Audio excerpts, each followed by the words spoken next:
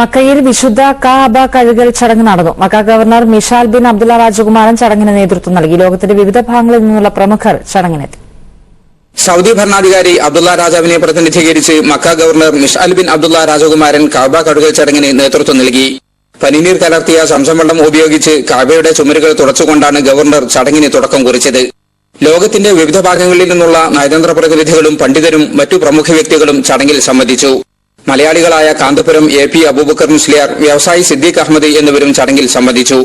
വിശുദ്ധ കഅബക്കകത്ത് പ്രവേശിക്കാനും കഴുകൽ ചടങ്ങിൽ സംബന്ധിക്കാനും അവസരം ലഭിച്ചതിലുള്ള സന്തോഷം കാന്തപുരം പങ്കുവച്ചു. സമുദായത്തിന്റെയും ലോകത്തിന്റെ തന്നെയും ഉള്ള അവസ്ഥകൾ ആലോചിച്ച് ബുദ്ധിമുട്ടുന്ന ഈ കാലഘട്ടത്തിൽ അതിന്റെ എല്ലാം നന്മകൾക്ക് വേണ്ടി കിട്ടിയ സമയത്ത് ദുആ ചെയ്തിട്ടുണ്ട്. കനത്ത സുരക്ഷാ വലയത്തിലായിരുന്നു കഅബ കഴുകൽ ചടങ്ങ് നടന്നത്. ഹജ്ജിന് ശേഷവും റമളാനിന് മുമ്പുമായി വർഷത്തിൽ 2 തവണയാണ് ചടങ്ങ് നടക്കാറുള്ളത്. Jaleel Kannamangalam, Asianet news, Jeddah.